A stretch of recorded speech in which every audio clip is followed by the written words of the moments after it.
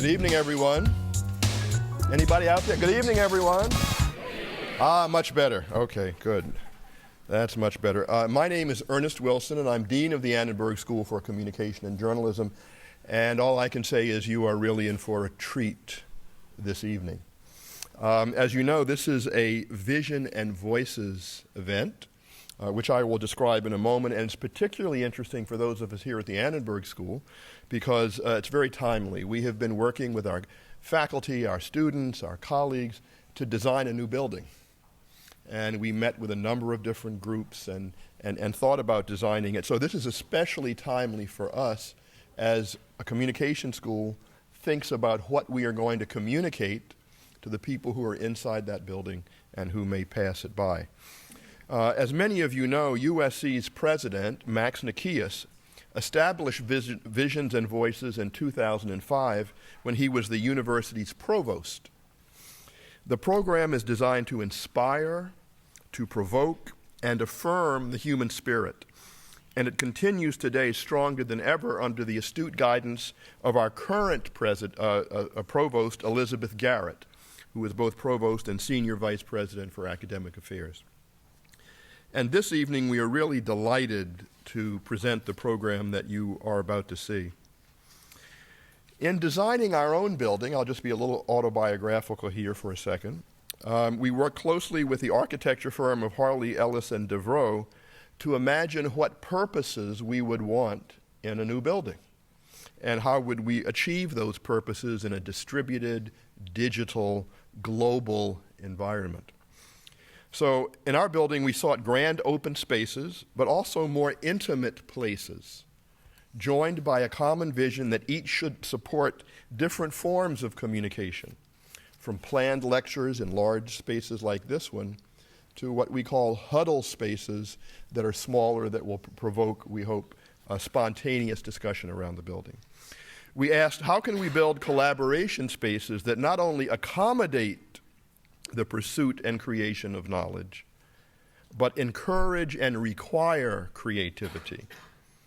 In other words, spaces that promote and excite the innovative possibilities of individuals and groups of different disciplines and different backgrounds working together to solve common problems.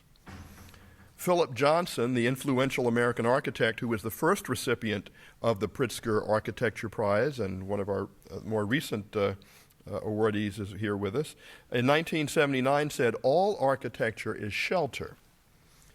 All great architecture is the design of space that contains, cuddles, exalts, or stimulates the persons in that space." So the communication process is intimately intertwined throughout design and architecture. From the communication among the client and the architecture teams, as we talked about upstairs, to the designers and builders. Ultimately, the finished product communicates multiple messages to many audiences. Architecture and design communicates values and beliefs, and they influence how we interact socially and culturally. But it is not only the stones and the slabs or even the public use of buildings that makes architecture a social art. It is also the architect's communication and engagement with different clients, communities, contractors, and others whose teamwork is essential as the building takes its final shape. And then ultimately, the building communicates again and again and again with those who dwell within it and passerbys on the outside. During this evening's program, you will hear from some of the leading lights in the field of architecture, art, public building, and spaces. I think it is safe to say that after our discussion this evening, when we all walk back out into the world, none of us will ever be able to walk down a city street without being more cognizant of the power of the structures that we encounter every day. To moderate our discussion this evening, I want to introduce USC Annenberg Vice Dean and Director of the School of Communication, Larry Gross. Larry is a key member of our executive team and an outstanding contributor in the process of designing our new building. Before coming to USC in 2003, Larry taught communication for 35 years at our sister school back east the Annenberg School for Communication at the University of Pennsylvania. He specializes in the area of media and culture, art and communication, visual communication, and media portrayal of minorities. He's even taught a course very similar to this one that talks about how architecture communicates. So it's very appropriate that Larry chair this session. And so I welcome him to the platform, Professor Larry Gross. Thank you, Larry. Don't get caught in the corner. Thank you. I won't take up much time. As Ernie said, I've been teaching in this area for a long time, actually, about 43 years. And the course that I'm currently teaching is called Art, Artists, and Society. And some of what I might have said has just been said very eloquently by Ernie. But two of the things that I found important in teaching that class and helping students understand the arts, artists, the relationship to society, are dispelling some common assumptions and perceptions and getting a fix on some aspects of art. And I just want to mention two of them. One of them is what is often referred to as the heritage of the romantic image of the artist, something that is still very powerful in our society that originated at end of the 18th, certainly into the 19th century. It developed into the image of the artist as a lone outsider, as an artist, someone who was driven by inner inspiration, but driven out of society by virtue of that inspiration, that they didn't fit, and in fact led to the assumption that if you were easily understood, then you weren't a great artist. Sort of by definition, a great artist would have to be ahead of their time. And the image there of the artist as an isolate, as marginal, is one that is still very dominant. And if you talk, as I have often, to students and sort of look for the prototypical artist image, you usually end up with Vincent van Gogh, the lone isolate who never sold, or maybe sold one painting, it's a little disputed, in his life, but whose work now sells for $100 million, if you happen to have one. That image, the image of the isolated artist, is really never true. It's not accurate about painters, but it's certainly not accurate about architects. So one of the things that I think we need to understand that tonight's discussion will illuminate is that of all the arts, architecture is among the most collaborative. Architects do not go out alone and create buildings. It is intensely collaborative, sometimes in good ways, sometimes not so good, and I'm sure some of that may come out in the discussion, but it's, I think, very important to understand the extent to which architecture is a social art, influenced by social pressures of all sorts. And the inspiration of the architect, while real and important, is filtered through, contending with, dealing with that. A second point that I discuss in the class has to do with the status of the fine arts, the high arts, the beaux-arts, the arts with a capital A in our society. And what I often say in teaching is that over the last century and a half or more, the fine arts, the high arts in this society have moved to a marginal position. Not necessarily physically marginal, but psychologically marginal.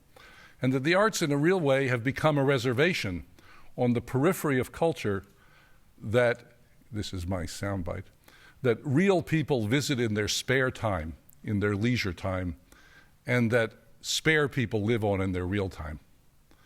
A kind of combination of respect and distance, where art is paid lip service to, but it is on the margins of one's life. That you visit the museum, in your leisure time. It's part of the enrichment of your spare time. It's not your real time. And the people who live on it in their real time are often viewed as spare people, as fringe people. But again, architecture is different.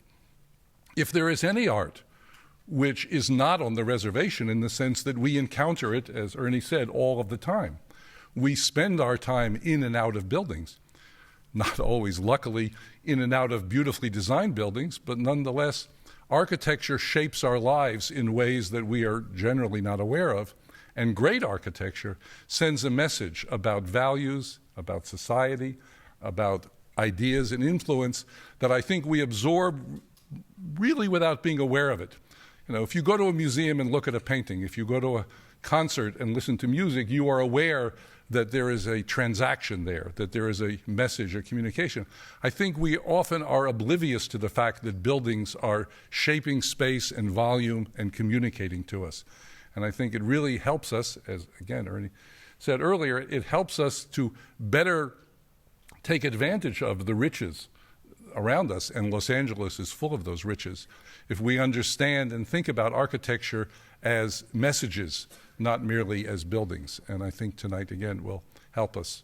The first speaker tonight is, as already was signaled, and as I assume you know from the publicity, is one of the foremost architects working today, and luckily headquartered in Los Angeles, but working, as you will see, around the world, Thom Mayne. And following him, so Thom will talk a bit about his work and issues, and then following him, the director of the Los Angeles County Museum of Art, Michael Govan, will speak. And then Dean Ma of the USC School of Architecture, himself a very distinguished architect, and I will join them for a brief discussion and question and answer. So let me turn it over to Thom.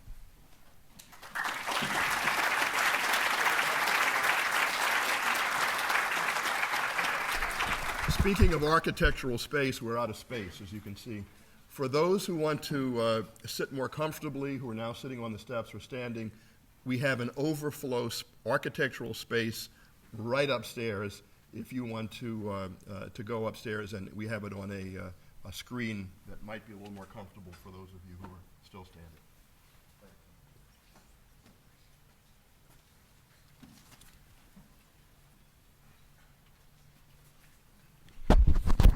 Am I on here or here? Doesn't matter.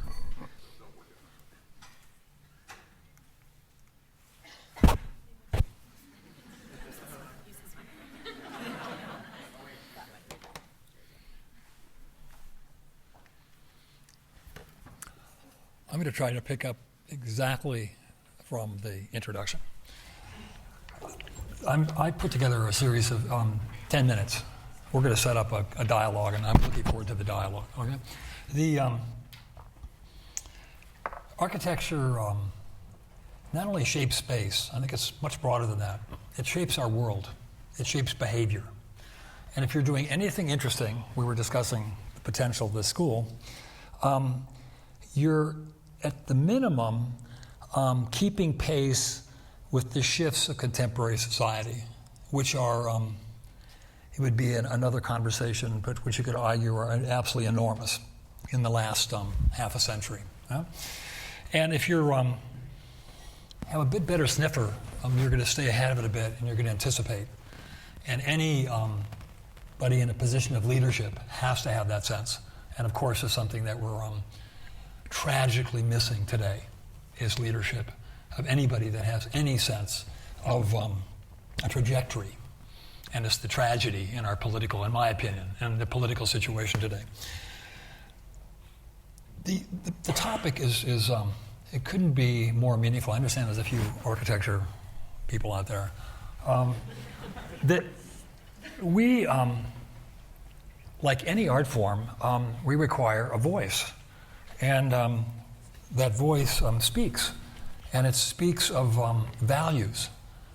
There's a huge misnomer, especially in this country, that's overemphasizes aesthetics and the look of something, and it's part of the press, and it's a part of just our system of the dealing with art, which I think has to do with our the distance of the public. Just before I left, I was chatting with my office, and I was doing a last critique on a project, and I was like going, by the way, what do you think we have as an audience in the world of our 7 billion characters? And I rattled off, 10K. And they were going, Thom, that's a little pessimistic, 100. And then they said, well, we're trying to come up with some notion of a really good architectural book is 25 to 30,000. So I said, okay. So we got a third of them that are buying books. Of course, most of those are students out there. And but there's an infinitesimal 0.0, right, kind of audience. And I've done it for a while. And I have no anger, angst, or the suffering artist thing. I understand that, and that's kind of really old school. That's 19th century stuff. And early on, I was of a generation coming out of here in the 60s and being hugely influenced by people like Archigram and Superstudio in Rome, of the collective nature of architecture, and it's where Morphosis came from, because it came directly from Archigram. And they, at the time, were starting the architecture school at UCLA, which I was fascinated with. And so I'm a generation that absolutely was in some way critical of the singular artist, boy, suffering character, and that was challenging the authenticity of the singularity of the hand that made architecture. And behind it all, I didn't understand it at all at that time, but my professors did, especially a guy named Ralph Knowles, who was formed a huge amount of the basis of what I believe was architecture as I left school, that the problems were expanding in comprehensiveness, complexity, scale, beyond the singularity of the creativity or the graspability of a single person, right? No matter how intelligent, how gifted that person. And there was some loose-knit idea that architecture was more parallel to the sciences, how one operated in biology, astrophysics, chemistry, whatever, right? And well, since then, I've done the School of Astrophysics at Caltech. And what's important, of course, is that you understand that there's a series of issues that are beyond you, that you're working on a project, right, that's beyond your personal investment and your particular attitude towards that project. And of course, even for those of you that are not architects, the last time that happened was CIAM in the middle of the century. It was Team 10, and it was an agreement among a group of people that made up a body of modern architects, is what was considered the basis of modern architecture. And there was an agreement within economic, political, cultural terms of what the profession was attacking as a problem, and that ended in the middle 50s. And that gets us right to the point, maybe of the conversation tonight, whose voice and what issues.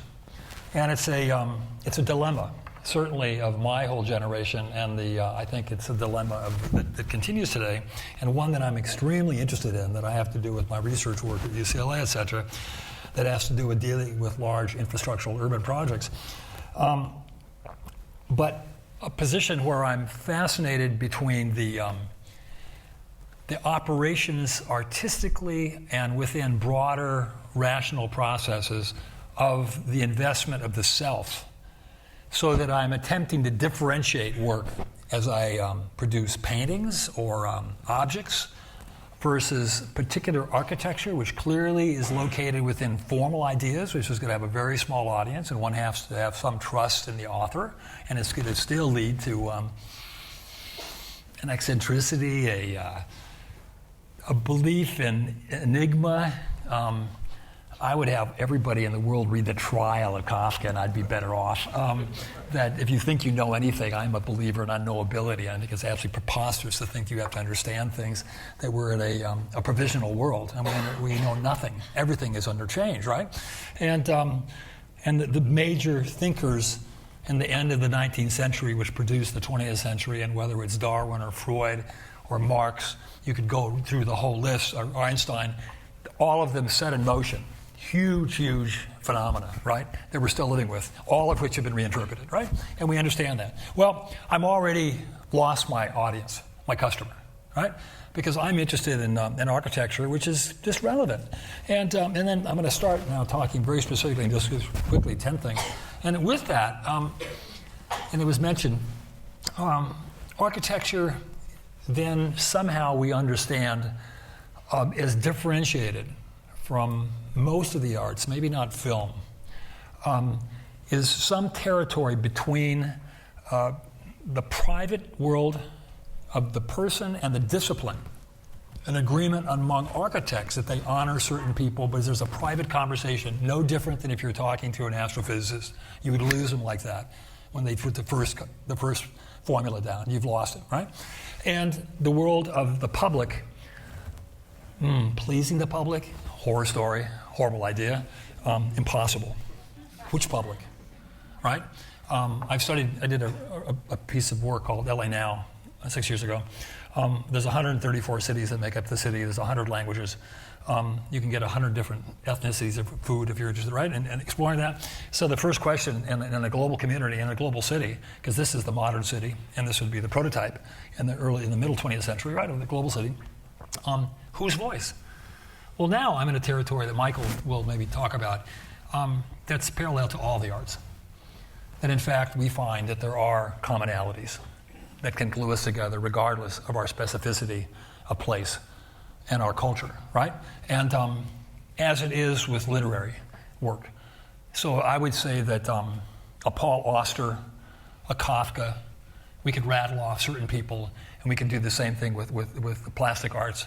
You're going to find that, in fact, there are common grounds that are somehow dealing with first principles, et cetera, and as it is in architecture, I'm convinced that you can produce work. And of course, what took place in the beginning of the 20th century, all artistic work, music, literature, poetry, painting, moved toward the abstract. And the abstract, in a way, is a connective glue, right? And it both lost its audience, because really think about it, with representative work, again, and all this, it's really simple. It's historical. You paint somebody, and it's a person, and you understand it, because it looks like that person. And if it's really somebody immensely talented, a Caravaggio, by the way, they thought he was crap until the beginning of the 20th century. We got reinvented, right? And you look at it, and there was just a show in Rome 6 months ago, and it's hard to see these things without weeping, and they're so incredibly powerful. And what you're looking at, the artistic act, has nothing to do with the character. Of course, he was a prankster and was having great fun with his religious stuff because he was supposed to be a propagandist. And that's a whole other story. Borghese figured it out, and he was able to buy this stuff cheap. Borghese was the LA Broad. And he was able to buy it cheap because the Pope gave it up right away. You recognize, the Madonna with big boobs. And I mean, it was really crazy. He was really out there. Anyway, voice, okay? So I'm going to just quickly go through. So you're working with, like all architects, I started at 45 years old doing kind of real buildings. Wolf Pricks used to kid me. We couldn't talk about buildings if they had an elevator because we were tired doing the little ones. And I started doing a bank complex and an urban complex in Austria, in southern Austria. And it's a conservative town, conservative country, Austria, and it's a bank. And this was the project we did, and it was the first project, and they very, very different climate artistically. They do not touch you. And they looked at it in very specific terms, having to do with a trajectory of an architecture, forget the particular formal stuff, it's irrelevant, that had to do with some idea of a projection into the 21st century. All right? And then after that, they turned it over to you, right? And then we did a second one, and this time we were getting more and more involved in landscape, and it had to do with a relationship of an architecture that came from landscape and architecture. Same thing.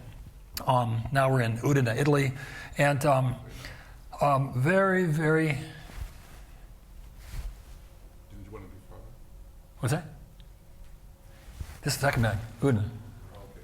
Okay, and and then so I'm back in LA, and the Caltrans building, and a government client, and very, very unlikely project for somebody like myself to get, and but the container on it was pragmatic. There was literally no money. We built this for like $150 a square foot. It's like a parking garage, totally crazy. And then I've always had a hard time with this building. And my friends and certain writers are getting me to like it better because they give me another story that I don't want to accept because I can only see the limits, and I'm not the struggling artist. I just want to be. I'm a racehorse. I just want to be let go, right? And it's tough sometimes to be constantly held back because I'm operating in this country. It's very often with one hand behind my back, and I'm told that sometimes literally, just Maine, do it with one hand and with one eye closed. And don't eat for 3 days, and then we're in better shape. But this building ended up being actually really fascinating because what it finally is it talks about the pure art of architecture, which is about willfulness, and it's about challenging the condition and using that condition in your favor, and making it work, right? And hugely collaborative and collectivism work, because he worked there with a contractor and invented whole new ways to make that happen.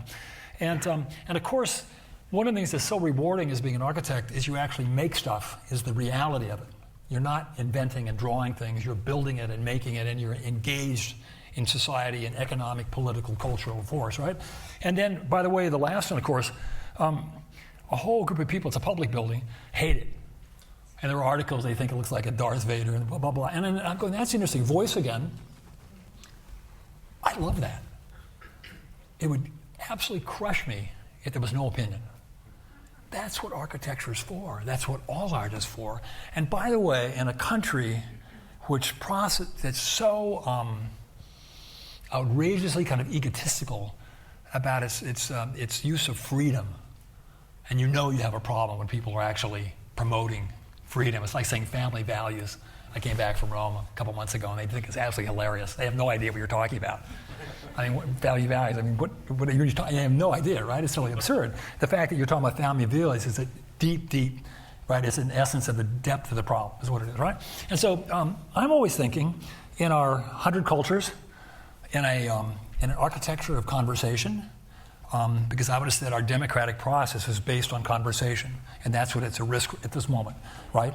The nature of that conversation. I think architecture is absolutely parallel to that we have to have a range of building types that speak about different interests that cause conversation, agreement and disagreement, because we live in a culture that's vibrant in its differences. And if this culture is anything, it's an experiment. And it's been up to now a somewhat successful experiment in global terms in the management and in the means of that conversation that allows us to globalize and do what's inevitable. There's no choice, right? And so this is the kind of the simplest one. Won a competition for the a court in Oregon, and the Chief Justice, picture you, where he's one of the juries. He didn't want us. Actually tried to get rid of us and couldn't, Michael Govan. And it's the most interesting project. And the Supreme Court, he literally said, that's what I want, the Supreme Court. And he took me back there, as if I didn't know that Catskill built it in 1933. And he said it was under budget. And I said, Michael, it was built in the Depression. And give me a break. And it's actually a steel building, and it's a preposterous building. If you actually look at it architecturally in terms of a classical building, it's absolutely absurd. And it's pastiche, right? Well, a couple problems. The public doesn't know that, and they don't seem to care. It's kind of interesting, actually, this pastiche, because it's a young country that had no bloody... Can you say fuck here? They had no fucking clue. The thing that's so interesting about Jefferson is he got everything wrong, and the wrong stuff's the beautiful stuff. The dome is empty, and it's the wine elevator from the thing is just fantastic. He's a pragmatist, right? And it's getting things wrong, of course, is a method of producing. Anyway, we ended up with that, but that took huge negotiation. I spent a year with this guy. We did hundreds of models, right? And to move him from that to that, and now he's a convert, and that's what it takes. Right? In any art form, you're going to spend a huge amount of time in an educational process, in a negotiation, and moving somebody from one place to another, because it's not part of the thing, and I just threw this in, because we really got into it for a while, and I was really on him, and I found certain definitions that just made his skin crawl, which I wanted to do, and of course, the nostalgia, which came right out of a dictionary, the inarticulate intent of the oppression and the fear coupled. I mean, that's found, right? Yeah, you get it. Other times, it's really simple. A huge amount of architecture is about performance. So in San Francisco, it was about making an extremely efficient building, and it operated as a workplace, et cetera. And the art or the result of this process followed, right? And then there were pieces of it that had certain presences that had to do with historical ideas, et cetera. And again, it's irrelevant whether it's impossible to gauge something whether you like it or don't like it, because again, who do you talk to? I have a hardest time myself decide where I am on the thing. And again, in Cincinnati, and then every once in a while you get very lucky, and I'm building right in the middle of Manhattan, and I have this unique client with a Cooper Union and with a legacy of John Haydick. And Haydick is your absolute artist, architect, radically idiosyncratic, incapable of the simplest social grace, et cetera, was really in some ways more of a poet and had artistic ideas, right, and philosophical ideas in architecture, but it set the ground for an ambition, in fact, quite the opposite, where they were actually looking for something idiosyncratic, which is a kind of an extremely unusual thing to ask an architect to do, because it's something that comes out of uncontrolled kind of circumstances. And then again, the inside of this building, which was kind of completely unique. And then we were talking about Shanghai. I'm back in Europe, but in China right now, and it's changing a bit. It's really interesting. Where Europe, there's a tradition of architecture as an art form. So when I'm working in Vienna, I'm working for the Baumeister. And I go to his office, and his office is at least this big. And he's the third most powerful person in Austria after the president and the mayor of Vienna. And I look at the wall, and there's photographs of the predecessors. This is Svoboda, who later became the head of UC, the European Central Bank. And the date starts in the 1700s. And his job is to protect the city as a cultural edifice. Can you imagine? Right? And you work with Svoboda, and I got to meet him as he invites young architects to his competition, and I started working in Vienna as a very young architect. And I remember talking to Frank Gehry when I was very frustrated. We were having breakfast, and I was probably early 40s, 42, 43. And I was just raving mad that I couldn't get any serious work other than little cafes in this country. And he said, no, you're going to work in Europe first. You're going to be, because it's a different world there. You get started at 30 years old, you're an adult. And it was true. And in China, completely different thing. X equals X, a blank slate, right? A vast movement into the 21st century, unprecedented. 200 years from now, it's going to be seen as an absolute, one of the more major events in history, as over 500 million people urbanize, right? And it's absolutely, you literally go to any of the cities, Guangzhou or Shenzhen, it's just absolutely phenomenal, right? And while you can maybe talk about it, and maybe I've had enough experiences yet, completely left free artistically. But I think it has much more to do with an experiment of moving forward without any status quo. There's no base of understanding what architecture is or isn't. And then again, we were allowed to produce something that's extremely kind of interpretive that came out of that environment. And then again in Paris, I'm going to end with this and one more, big project, $1 billion tower, in largest building in Paris, the Far Tower. I'm working for a developer, won a competition, big competition, completely free, never once. They talked about performance, massive, economics, massive, right? All kinds of deliverable things, massive. When we won the competition, by law, they have to build this building, all right? The interior, 22-story high kind of space, urban space. And then I'm going to end with this one. We just won a competition for the headquarters for Eni, the petroleum company in Milano. And I literally left here today talking to my person who just got back, who's negotiating or finalizing our contract as we start the job. By law, I looked at this, there's a span on the side, whoa, on the left-hand side. That's 150 meters that connects this tube, 150 meters, right? And it was a major architects that were involved, and when we won this thing, I go, okay, now we got to come back, and they're going to tell us how we really have to do it. No. In Italian law, I am protected as an architect for my artistic capital. My intellectual creative capital is protected. They have to build this building when they give it to us. So that is not the discussion, right? It's my job to technically, which I can do, of course. That's not that big of a 100 it's not that's a stadium, right? But it's really interesting. It's a hugely different, and I would kind of leave it that because I think the conversation has to do with the negotiation between private voice and the importance of that voice representing your discipline, and the negotiation with the public, which is very complicated, and it's going to be specific to global conditions and to cultures, et cetera. And it's going to have it's going to be enormously important to the ambitions and the diversity of the architecture you're going to see in various parts of the world. Thank you.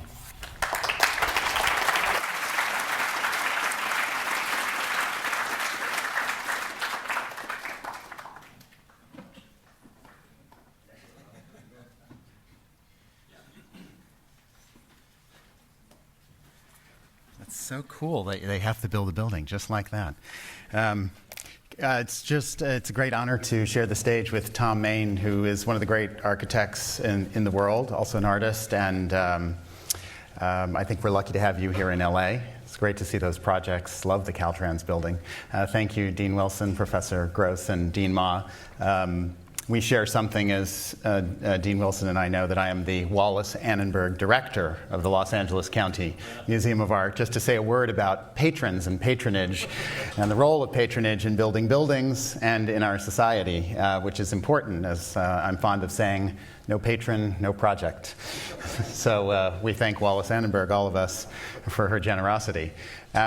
So I thought I would, as Thom was talking, and we were talking just before this, and I heard a little bit about what he was going to do, I thought quickly, well, maybe I could do a little bit of a bookend and flip side of that. Luckily, with an iPhone, you can pull some images off quickly, and with the Annenberg Communications Center being so technologically efficient, a few iPhone images later, I will add images to my talk. And so I thought the flip side of this idea, if there's architecture and communication, and one starts with the idea of Philip Johnson saying, you know, what is architecture beyond this idea of shelter? I'd like to take the other extreme. What if you dispense with shelter? And just take that part, which is not the shelter, but which is the communication, and see if we can look at architecture that way, maybe as a counterpoint to those issues. And I think, for me, I start with the idea that in earlier times in other cities, Rome, Thom mentioned, where his rights are protected, or in ancient times, the difference between art and architecture doesn't really exist. You know, that idea of a profession and a difference, because when you're building, it's functional or it's communication. And if it's communication, it's a combination of art and architecture and whatever we want to call it. So this idea of communication for me is really key in how what I would call the built environment as a larger frame of reference for art and architecture and things that communicate in our environment, things that are human-made versus things that may be God-made. And I think anything that's human-made can be, has meaning. And indeed can be read, anything, including the width of a sidewalk and what it means. So if you start with that premise that anything can be read, and then anything is, not everything is made to be read, but I think you can read anything in that built environment, then it's interesting to study the mechanisms of meaning and meaning making in the built environment, partly because the built environment is somewhat more public. We know there's built environment that's private, and you could actually call parts of the museum a sort of private public domain, but then you put things outside and there's a big difference. And so the facade of a building that everybody sees, it's interesting, it's very hard to copyright the facade of a building. As I found out when I worked at the Guggenheim in Las Vegas, wanted to reproduce it for a casino. You can't really protect things in public, and I think that idea that things are in the public domain, that kind of imagery, is really fantastic, and that is in itself a difference to things that might be art and protected in other ways. So just to talk a little bit about what's going on at the museum at LACMA in relation to that. So I won't show you the buildings and architecture we built in that sense, but talk about things that are architectonic, architectural, communicate in that way. You probably recognize this as the Watts Towers. Simon Rodia spent over 30 years of his life, a singular individual, making these towers here in Los Angeles. They stand as one of the great monuments, I think, anywhere in the world, built by, as you know, a single individual. When someone questioned Simon Rodia about the similarities of some of his towers to Gaudi's architecture in Barcelona, his response was simply, well, did he make it himself? Thereby making a little bit of a distinction between the artist and maybe the architect in that sense, this singular pursuit. And as you may know, he came home from work with scraps of tile. He was a bricklayer and tile layer, and spent what money he had on concrete, powder, and rebar. He had two choices of where to put the towers when he was looking at property to buy. He was choosing between what's now Santa Monica and Wilshire or Watts. And he chose Watts because, as he said, that's where the people were. Obviously, he wouldn't have been a good real estate developer, but it's great that he put them in Watts, because I think they wouldn't exist if they had been put in Santa Monica and Wilshire. He also put them there because if he was going to build it himself, and an architect will appreciate this, he needed to bend rebar to make the structure, and the railroad track was right there, and it served as a lever for him to bend the rebar himself. And you think about these towers. By the way, it was shelter. He lived there in a small space, and when he was done with the towers, as is famously known, he turned the keys over to a neighbor and walked away, and left them for the public. This singular pursuit of an individual, these towers, what did they mean? It's hard to say exactly what they mean. There are many metaphors, including that of a ship that is sailing and is pointed back to his native Italy, and these are the masts of the ship. There are many relationships between these towers and his native Italian town, where festival architecture, and there's this always a wonderful historical relationship between festival architecture and real architecture, things that are permanent or temporary, but also in an architectural medium. Festival architecture usually is always symbolic. So it's a kind of permanence of a symbolic architecture. It's very pragmatic. In fact, the beautiful design and the intricate lines is partly because he needed to climb the towers himself. So the towers are both tower and scaffolding, so he could make them, so they have their function built in. Buckminster Fuller thought that Simon Rodeo was an engineering genius, even though he was self-taught. But this singular vision to create something for the public of meaning. What is the meaning? There are many meanings, but that idea of sort of looking up to the towers. We actually put our museum education program in the last 2 years in District 7 schools right around the towers, because you can't imagine a more beautiful symbol for kids of any kind than to see this built by a single individual who had almost no money and simply devoted thought and life and time. And so I think about that symbolic architecture and what it can mean for our culture, and it's very exciting to me. Next slide. And so I want to go back to, can we go back? I don't know what happened to, we had back? Did we have another slide before that? Play back. One before? So okay, I thought we had Urban Light, Chris Burden. I'll describe it. I know there's a picture of Chris Burden's Urban Light there. Most of you have seen the image in front of the Los Angeles County Museum of Art, which is an artwork by Chris Burden, which is made up of 202 street lamps, which maybe we'll see, but if not, you can know them, and you've probably seen them, that sit on Wilshire Boulevard. And one of the first things I did when I got to the museum was work with Renzo Piano to push the building back a little bit for an artwork, and asking the question, could an artwork be the image of the museum rather than what you would usually see as a building? Not because I don't love buildings, but because it was an interesting way of thinking about the idea of facades which communicate meaning. So Chris Burden was working on this project where he had collected 202 street lamps from the 1920s and 30s, all cast iron. He restored them all, re-electrified them, painted them gray, and wanted to put them in a dense colonnade, which is, in a way, reminiscent of architecture very much, because street lamps were, the fluted columns of a street lamp comes from those columns in front of the Supreme Court, which has its earlier iterations. And these beautiful street lamps, he placed, if you notice very clearly, the taller street lamps are in the center, and then they come down on the edges, and it is kind of a temple. And I love it so much in direct reference to that Supreme Court image, which is the same image that banks use and museums use. So things of order, law, and money and power, and then art as it communicates power. And of course, these museums and banks have these Greco-Roman temple facades, which says a lot, obviously, about our culture and what a house of culture is. And so I really wanted us not to have that facade, but I love that Chris Burden played with it, and I joke that, of course, the Metropolitan has its temple facade. We have our temple facade, which is a sort of faux temple facade, but actually Chris Burden's temple facade is more real than the Met, because it's made of real street lamps instead of being a copy of a Greco-Roman temple facade. And that idea of the realness of those street lamps that come from Los Angeles and from the different quarters of Los Angeles being densely packed as an entry point to the museum that hopefully, as an encyclopedic museum, represents as many of those 100 languages, as many of those cultures in its insides as exist in the city. So that sort of symbolic sense of gathering. In fact, the great story of the founding of Rome is the gathering of the earth from the hills, from the edges of Rome into the Caput Mundi, the belly button of the world, what's the Campidoglio of Michelangelo, the great work of art, one of the greatest works of architecture ever. So this symbolic gathering.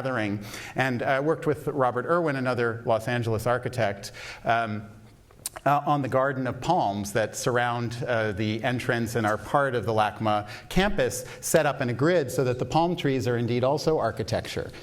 There's only one palm that's even native to Los Angeles. The rest are imported, and they're usually put on streetscapes and in architectural grids. So there's this idea that nature is being harnessed for culture. And I love that idea that the palm trees and the street lamps together, these two elements of the LA streetscape, the regular streetscape, the sunshine and the noir, if you will, if the lamps are a bit noir, come together, formalized as the entrance to LACMA. And I think there's a lot of symbolism, and we run bus tours now between Chris Burden's Urban Light and Watts Towers. And I love that relationship too. Next slide, if we can get. Many of you may have just seen Chris Burden's most recent work installed at the museum, which is a mini-city of a megacity. It's a huge room-size installation called Metropolis 2, which is architecture in a way, because it represents the energy of the city. If you go to the museum on Friday, Saturday, and Sunday, you can see it, and there are over 1,000 Matchbox-sized cars whizzing around these plastic freeways with little trains. And Chris Burden spent the most time actually making all the different kinds of buildings, some of them made out of toys, some of them vaguely reminiscent of monuments like the Eiffel Tower, which is another piece of symbolic architecture, and others reminiscent of other kinds of architecture, even natural architecture that makes this into a city and captures. Yes, people say I say it's a portrait of Los Angeles because of the cars, but it's the energy of the city, that pulsing energy of the city, that pure energy. And that is also a kind of symbolic architecture, where now architecture is the art inside the museum. And so you kind of reverse the relationship. Next slide. And many people have heard news recently of the rock, the boulder that's stuck in Riverside, California, because we can't get permission quite yet to move it. And what is this rock? And it's very controversial. And is it an artwork? What is it? Why would anybody be moving a 340-ton boulder? And what the hell does it mean? So this boulder, which Michael Heiser, an artist also from California, found, is part of a large sculpture called Levitated Mass. I'll show an image in a second. That he envisioned in the 1960s, indeed. And it's this idea that a rock has the complexity of a sculpture, and if you isolate it and look at it, it is a sculpture. And it is also from nature. And of course, in terms of cities and marking cities, many ancient cultures have moved large rocks. The Egyptians are among them, the Olmec, Mesoamerican cultures. If you study ancient cultures and you look at the rocks in the middle of the city, these big things, they usually are not of the same rock that's local, because to move the rock has meaning. And I think you feel that if you're in Egypt and you say, how the hell did these things get there? This must have been a powerful society. Of course, they could have cut up those blocks and reassembled them like we assemble our buildings out of little pieces.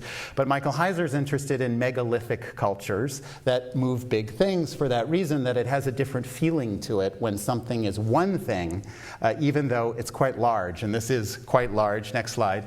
In fact, it's so large that it needs to be moved by a specially made transporter that's 276 feet long with 196 wheels that is in the quarry. The reason it has 196 wheels and it's so long is to distribute the weight. So if the boulder is about 700,000 pounds combined with carrier, it's 1.2 million pounds, but not more than the weight of a dump truck sits on any one of its 196 wheels. And this is an interesting thing because while, of course, the Egyptians didn't have rubber tires and diesel trucks, they also didn't have bureaucracy. And this area of Los Angeles that we live in, this area of Southern California, is probably the most densely governed piece of land in the universe with autonomous decision-making. And so we have to cross 22 cities, each of whom can say yay or nay to the crossing into the California Highway Patrol. So literally every street crossing, trees are moved, lamps changed. We have 22 cities, 4 counties, telephone companies, power companies. Everything has to be moved in its way. It only goes at night so as not to block traffic. And this in itself, when Michael Heiser said to me 5 years ago, I found the most beautiful rock in the world, do you want it? I immediately said yes, knowing that he couldn't move it up to Nevada to high altitudes, but he could get it to Los Angeles because it was relatively flat, and there existed the technology to move it. And this movement itself would have meaning. Of course it has meaning, and it marks place. And when the sculpture is finished, next slide, the rock is just one component of a two-piece. Oh, we don't have the other slide. Okay, back up then to the rock. I don't know why 2 slides aren't showing, but there's a slot that's 456 feet long, which is in concrete in the earth, which is now built at LACMA. And the idea of this slot, it's imagine 15 feet wide, 15 feet, it goes down 15 feet, ramp down and ramp up, a little like the spirit chamber in Egypt. And the rock sits gently on the 2 walls, right in the point where the slot is the lowest, such that you can walk under it. And it sits ever so gently on these 2 walls, hence it's called levitated mass. And interesting that it's this levitated mass, and it means so many things, of course, because yes, the mass is levitated, but who levitates it? The visitor, in part, by moving down in the slot, and then you then can look up as the rock is in the sky, which I find so powerful when you think of ancient cultures moving rocks and those images. They're always monuments to gods, to wars, to kingship, to power. And this levitation it's a monument to the visitor's experience, obviously, because it's the visitor and that experience which levitates the mass. And of course, there are a million other yin-yang dialogues between the emptiness of the slot, the negative versus the positive of the rock, the line versus the roundness, the heavy versus the light. The ancient. It'll both be the oldest work in the collection as a piece of geology and the most recent work because of its modernity and how modernity expresses itself through, I think, that idea that it's a monument to perception and to our vision, not to something outside. So that will be the kind of cornerstone. I'll just end with one slide of the same artist. To take it totally outside of the metropolis, if you want to go to the last slide, has been working longer than Simon Rodia, building another thing called City in the desert in Nevada. Michael Heiser's been working since the early 70s to create this symbolic city outside the metropolis, something that takes a journey. And then, therefore, the journey is part of the meaning of the work, as symbolic cities were often put outside of real cities to give the sense of specialness to their experience, which, of course, teaches us something completely different. And so in these 2 works, just to conclude, you can see how meaning is made. And just even in these works at LACMA, the urban light as it sits on Wilshire Boulevard, the urban pulsing city, reflected by the city that's in the gallery, the Metropolis 2, the levitated mass, which sits almost as a work of bona fide land art, as if it represents the desert and that wide open space of America, and then the city in the desert. And for me, this kind of frame of an expansiveness of emotion and meaning is possible, all actually within the frame of the language, largely of architecture. Thank you.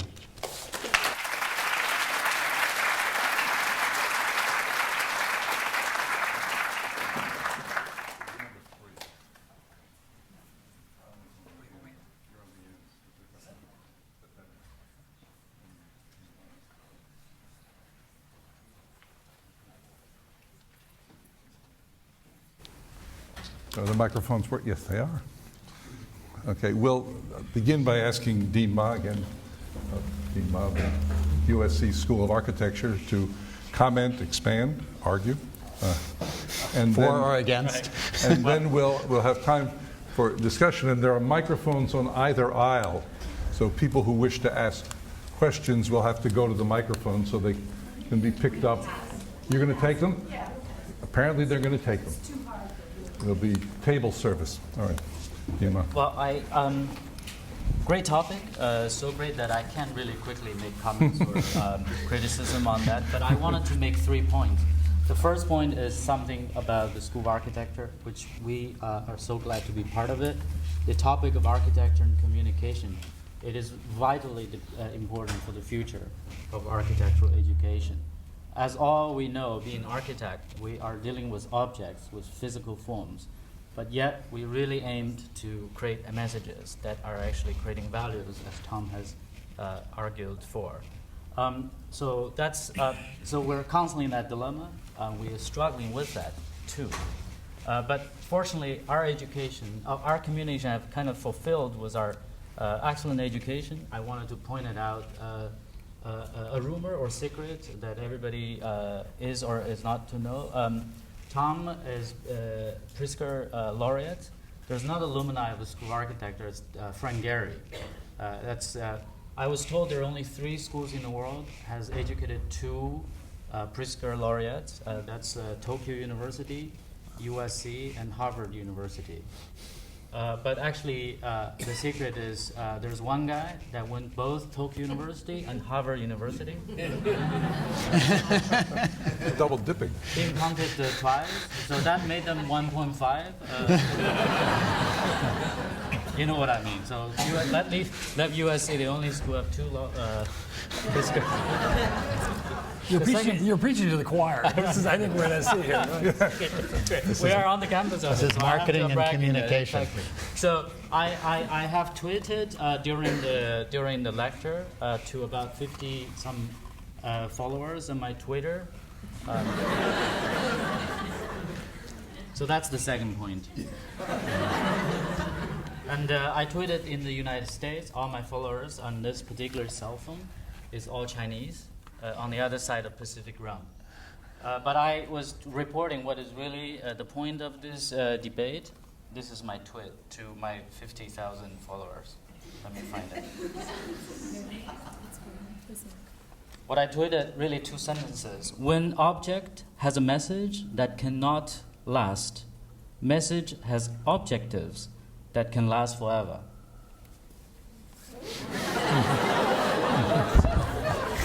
I think we're done. Then I really want to our great speakers. I think we're done. Okay, we can turn it over. I think we could end with that. Actually, I'll just add one comment to that. A wonderful phrase that an art historian friend of mine once used was that an object is a slow event.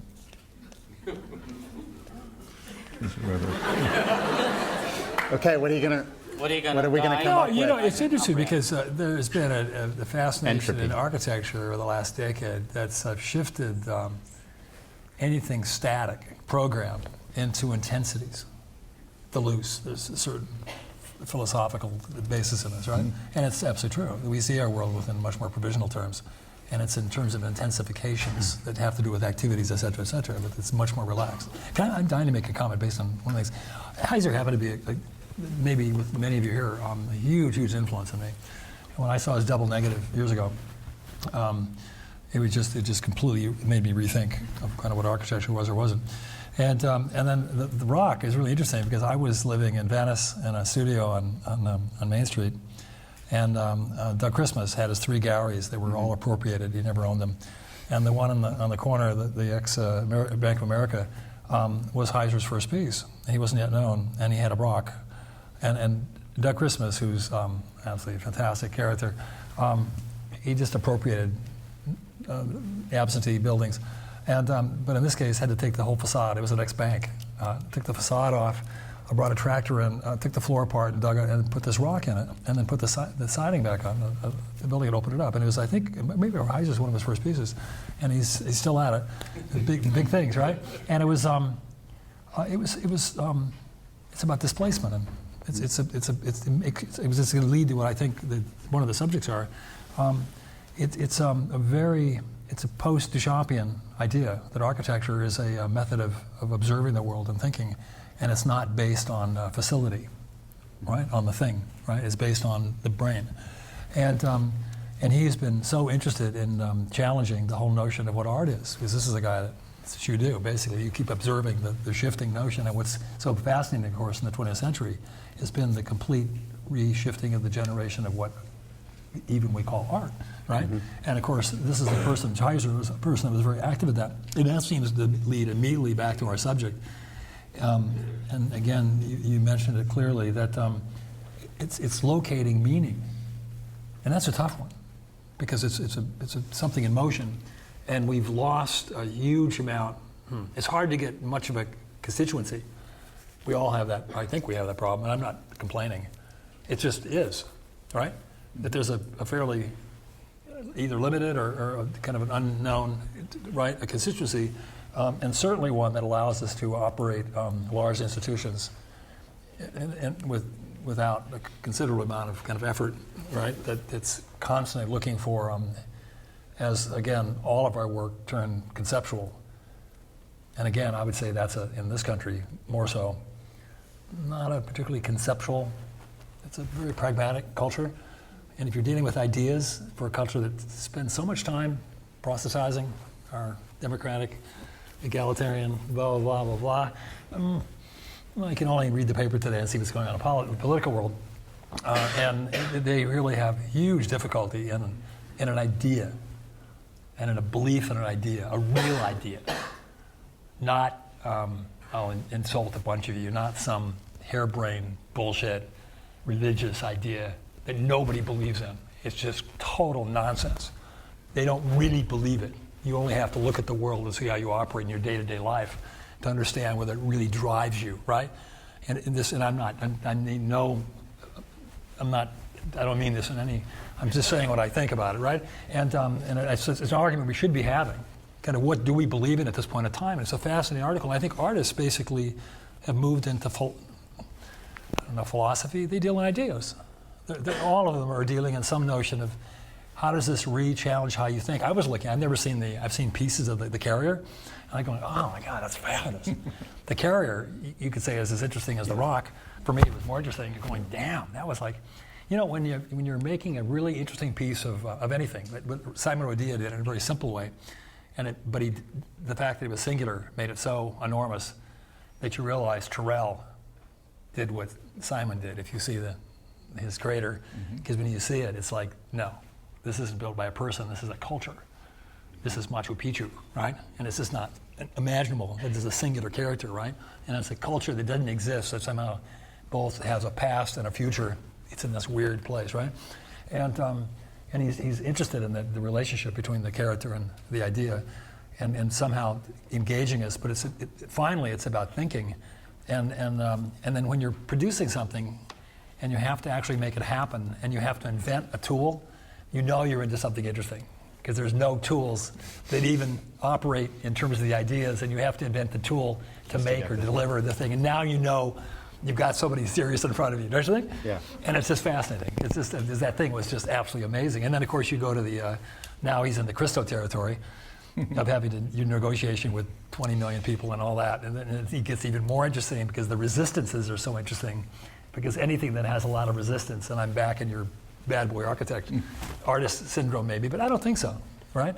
You could say that with Martin Luther King, or we could pick all kinds of characters that said they had huge resistances, and they, in fact, were maybe a little higher. They paid for a cost for it, right, including his life. But the resistances also kind of represent something interesting. It's not, if it was easy, anybody could do it, because he's climbing mountains, right? That's what you're climbing mountains or whatever, right? Well, yeah, I think Michael Heiser would not necessarily be as interested in Christo in the process, and has sort of left that to the institution as a test for the institution. Which is interesting, because there's a relationship. What you're saying is that if he could have moved it to Nevada, he would have moved it to Nevada. Exactly. But he needed some help to realize this work. But there's something about resistance, and what I love about this idea of Simon Rodia, and I see it in artists a lot, is that bohemian idea of the artist you talked about as Van Gogh working in the studio and working for themselves, which artists do, but they work on behalf of us. I mean, they are the proxy for the culture, and it may take enormous individual vision and determination, architects included, but the results, he was doing it for the people, as all those things that I showed are whatever audiences. And I think the artist sometimes feels the freedom to not have to speak to a particular audience, as we in communications and in our professional businesses of museums or communication schools want to target out all the audiences and change the voices. There's some freedom that the artist often feels, which is the difference, to just sort of feel what's in the air, and will be read in different ways. I always say that a good artwork is one that has a lot of holes in it, like Swiss cheese, where there's a lot of space for us and our perception in it. And I think that's often true, that the great artist creates a work that's missing a lot, has an emptiness that the viewer fills and interpretation fills, and is sort of resilient enough to take lots of interpretations and lots of times.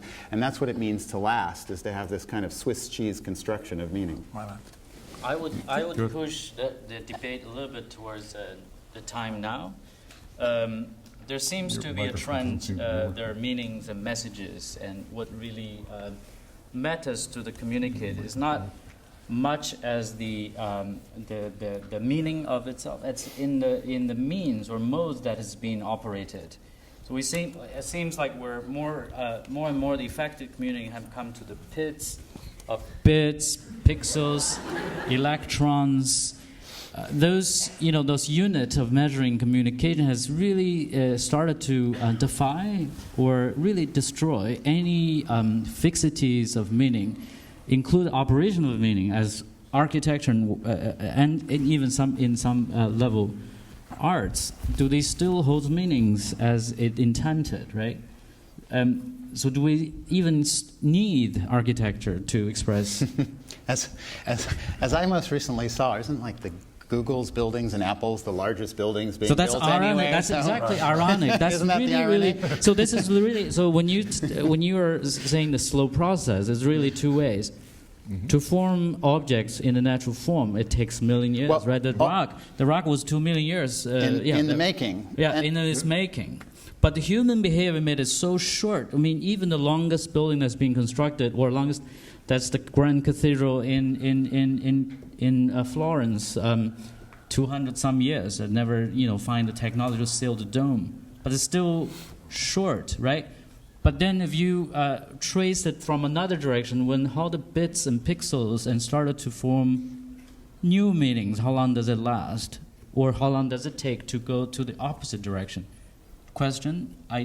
But it's really the reason that architect, Thom, I can just sense this intense frustration and intense anxiety of efforts and voices that architects could form in the society. But that there's somewhere there's this frustration in it, right?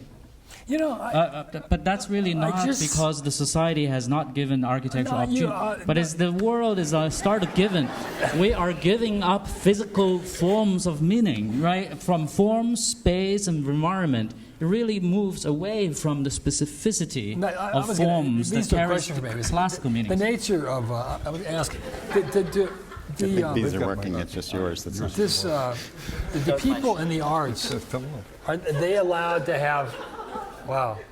Okay. Are they allowed to have a different voice? And I would have said, oh my goodness.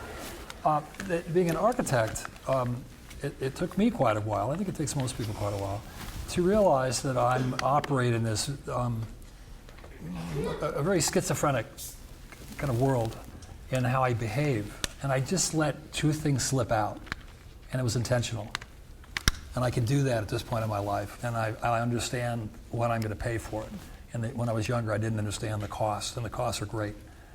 And I just made a very purposely rude statement about religion. And I think it's extremely important that I have a voice. I can say what I want to say, and provocation to me is still the realm of art. And I disagree with what's going on with the commercialization in all territories of artistic activity, and I do it purposely now because I cannot behave that within another situation. I realize I have to behave and I have to play by the rules when I'm doing some of the things you're looking at here, and I can't possibly behave. And somehow I get into academic environments. It allows me to be, it's like being in a shrinks. I'm free to say certain things. And, we call it academic but you freedom. understand that, and it's and I find in a teaching method it's extremely important that I think it's for me personally that the voice within the arts, it's part of our discipline.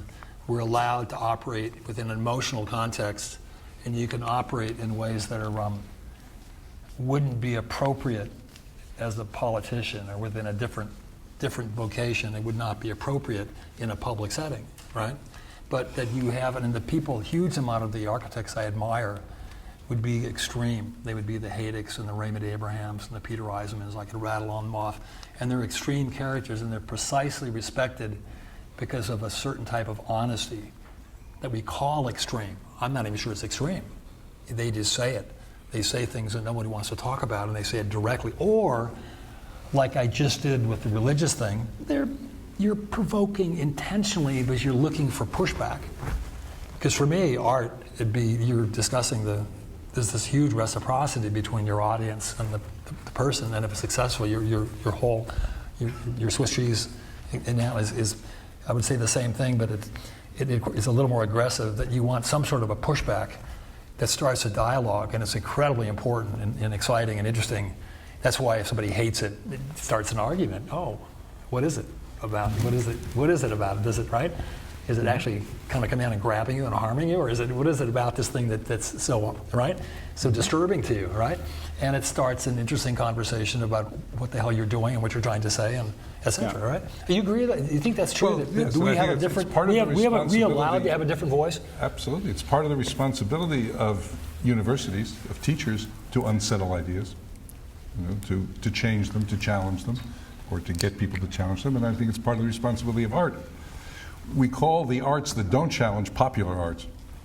We call popular arts are the arts that reach people where they already are and give them what they already know and don't challenge them. And that's why there is a distinction. I mean, often the distinction is invidious and elitist, but there's also something real about it. If the art is catering to what we already have, market tested, to be sure the audience will like it, and then we give it to them, that's not the art that gets the capital A and that has this, dynamic relationship with audiences over time.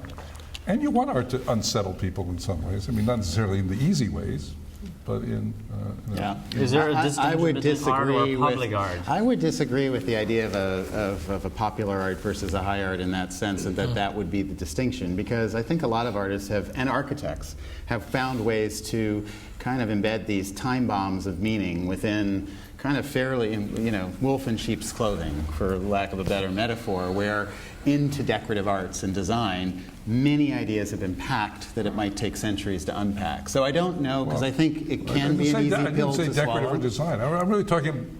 But I would argue there's no difference. We have our California design 1930 to 1965 Great show show up now. Great show. Go and see it. I It's a great cannot make a real distinction between the meaning embedded in those functional objects, some of them, and the nature of how an art object functions. I can make no distinction. And I think people have, I've had this argument with several artists who think I'm absolutely crazy, and the whole point is you are an artist and that's your job and you operate in a different field. But I think there are different ways to look at that. You could say that, the art is the thing that keeps provoking, and that lasts, because there's a lot of popular things made in the name of popular culture that last a very long time as art, movies among them. And then there are a lot of artworks which we know last a nanosecond. Made in the high art vocabulary and shown at galleries, and millions of dollars spent on them, and they're in the name of philosophy and art. So I think it's a more complicated dialogue. What's interesting about architecture, and what I like about what Thom was saying, and I give sort of architecture the edge on this sometimes, and is that the commerce of art, the object that's tradable, often can put an art object back into sort of trade and commerce quickly. Whereas the architect, as you described it on the podium, struggles against all odds. And it's not about commerce or tradability. It's not about just trading those buildings. They often aren't traded, or they're traded for less later as they depreciate. It's about that struggle without that same kind of commercial interest in creating something that will be meaning in public, that will last, because that's what you're trying to do, versus the conversation that you and Peter Eisenman might have, which is all honest and truthful, but what you're really struggling is to put that conversation in concrete or metal or whatever form, so that it can be had again and again. And one of the reasons I love working with artists in making art, and having the institution of LACMA, among others, be involved in making art and not just buying it and putting it inside the box, is that the same kind of pressure against the world of commerce. You have to raise money and you have to get money to make it, but it's not about trading it again or flipping it. And I think that's an interesting sort of way which architects have to struggle, and it produces really great communication because of the struggle. I also, just to say a word about the bits and the digital bits, besides the irony of the large architecture which holds these computers and other things, which is quite fascinating. Someone said, it's often said, well, museums won't even be necessary because Google's making the virtual museum. What will you need the museum for? You just go online and you walk through galleries and you see all that art. Now, obviously, there's the difference in paint and images, but as images get higher resolution, not. But what you can't replace in any form is the sense of place, which puts the most important meanings of our time, I think, a little bit more on the side of that, of place. It's this relationship between place and image. There are more images than ever. And when we made the urban light sculpture, when Chris Burden put that in the front of the museum, and everybody says, will museums be obsolete? You're investing all this in a museum in the 21st century. And I said, no, you'll need someplace to take your picture to post it on Facebook. Identity is still necessary. Place is key to identity, civic identity. And the scariest things are the architecture without sense of place, I think, those amorphous or anonymous things. And I think that sense of place and identity that we're trying to hold on to as human beings is really key, and it gives architecture an important role in our society today for that reason. And images are all over the place, too. I mean, images are more important than ever as well, in a different way as they fly freely through the air. So this dialogue between images flying freely through the air and sense of identity and place, I think it's a new ballgame, and it's very exciting. And it's a difficult conversation between the singularity of the artist and some idea of authenticity, because it's very difficult to find. It seems, though, the things we finally find authentic idea are, in fact, located to some singularity, and whether it happens within a collective environment or within the individual is maybe a secondary, right? And there's so little of that today. Yeah, I think you've probably noticed we haven't had a question period, and part of that, I think, is we were having the opportunity to eavesdrop on the kind of conversation that most of us don't have the opportunity to eavesdrop on. So I sort of let that continue. I think we all benefited from it, but I'll give the final question word to... I was struck, we were talking, and all of you have worked internationally. And what struck me is, Tom, when you were describing the difference between the way you can work in the United States and in Europe. And in the United States, the land of individuality, and the individual can do this and do that, you say is greatly constraining because the institutions that you work with make you work with one hand tied behind your back. And it's interventionist. Whereas in Europe, more collectivist, more socialist sometimes, and you might expect greater intervention to constrain what you do as an individual. They let the individual do what the individual wants to do, according to your narrative. It's less so I'm wondering if you could say a little bit more about I would have said it's the position of in architecture, the relocation of the artistic aspect of architecture vis-a-vis the pragmatic, and that. But it's the location of authority is what it is. That they haven't usurped the authority of the creative force of the artistic event.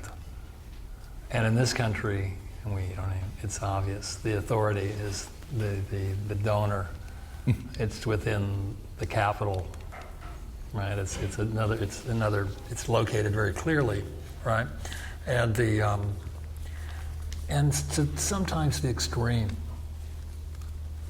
that actually insults extremely competent people that are even in their 70s that are very well known, right? And it gets to be to the point of it literally embarrasses the whole discipline, and that's well known around the world. That's just where we are at the moment, and it seems to be paired with the religious thing did come out of an anger, and it has to do with the political scene right now. It's just I'm just absolutely outraged at what's going on. I can't contain myself. And it's parallel to, especially in my generation, to what I see as a kind of a unique period in history, which is so adverse to anything to do with innovation. And I forget the artistic. I would start with the driving us economically. That it's we seem to have a culture that's resistant at this moment of dealing with.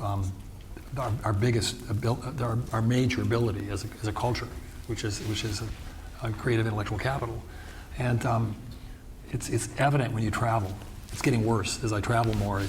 I come back and I feel like I'm in a completely dead culture, and it's happening in such major ways. And you can be in Brazil, and I can rattle off. It's scary actually. And I come back here and there's kind of nothing going on. And of course, architecture is a symbol of that, because we're concretizing ideas, concretizing economic trends, et cetera, and so I'm a cultural anthropologist in some ways. I'm observing these things.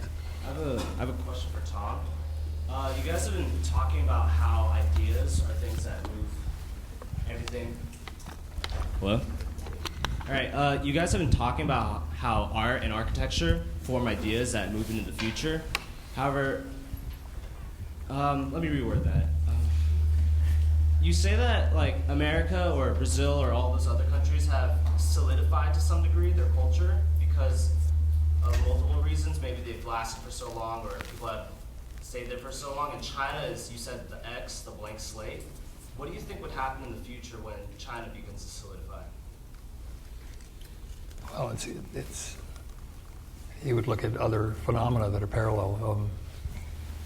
Japan post World War II, it was a 40-year, 35-year phenomenon. It seems like China, the world's able to, the globalization, the forces of similarity are being more and more condensed. And I'm not quite sure what your question is. I've been with this guy. We're sitting around.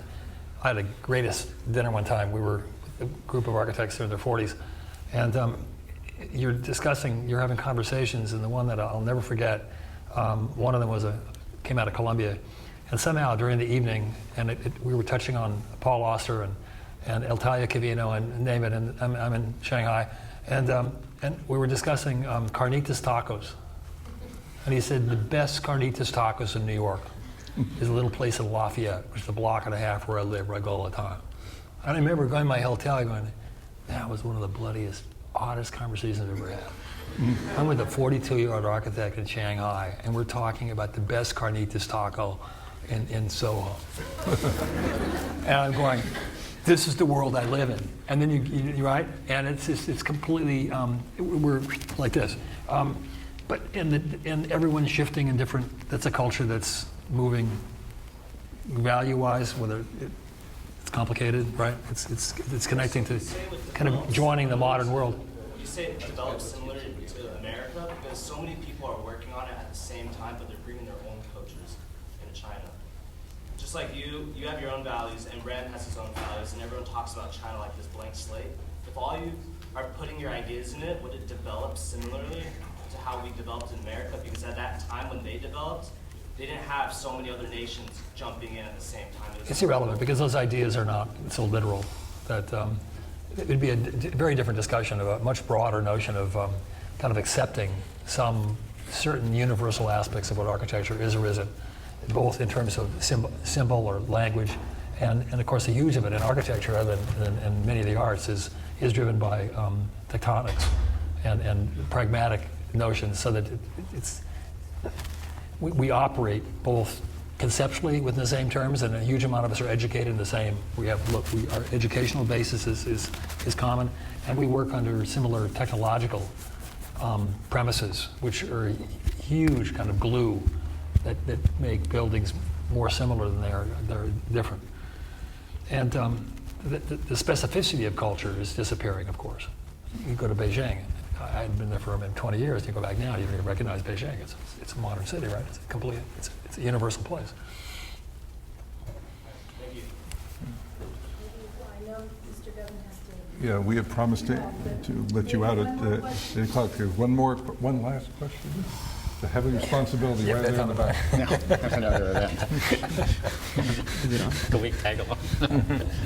Continue. Okay. Hi, my name's Louis. Currently, I'm a second-year architecture student here at the School of Architecture. And my question is to Thom, or also Dean Ma. I know you guys have gained an immense wealth of knowledge throughout the years as architects.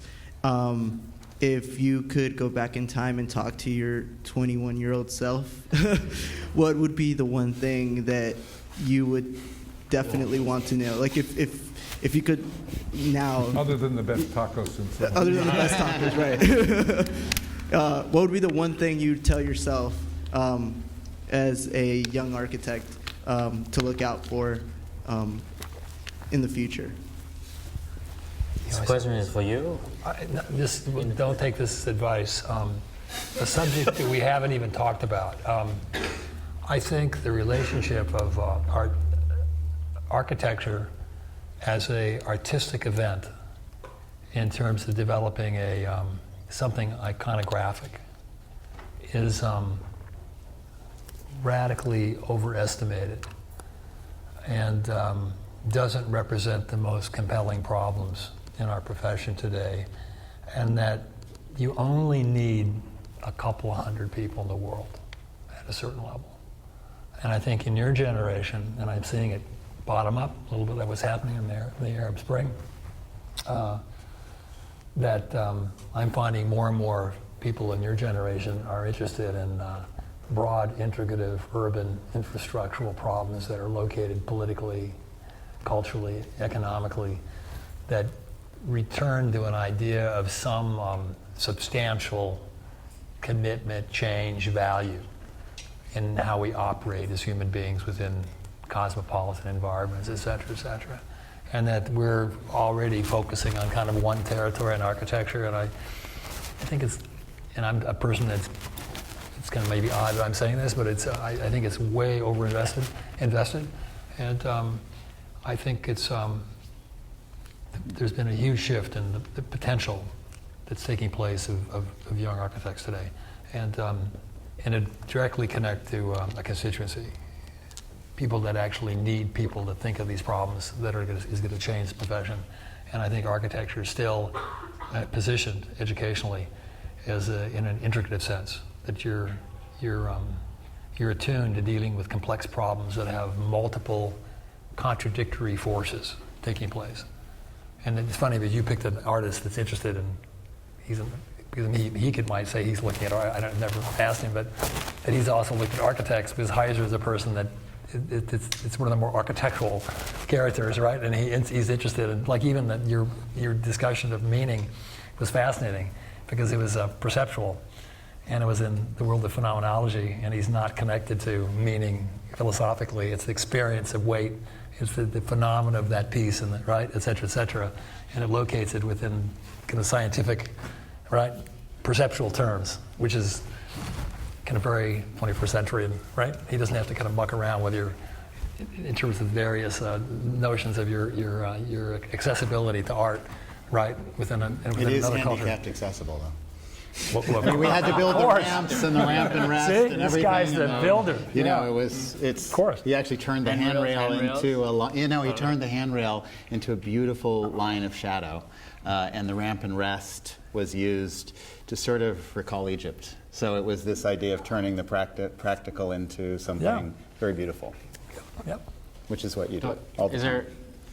I also, you mentioned my name. I want to just add one point. I was going to say the most memorable is probably one of the girls in your program as a student. But of course, as a student, you always have to pay attention to those. But maybe there's one project through your 5 years. Really, I mean it. There's one project that's going to change you. When you felt your hands are just able to carry what your ideas allow you. When your ability to put pieces together in such a way you can actually dismantle it and put it back again, and it's better than last round, when that moment happens, you better grasp that and take that and push it all the way through. Everybody has that project.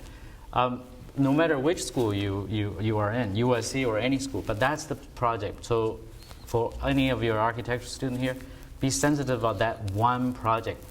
None of the rest won't matter to you at all. I think that's a very good answer.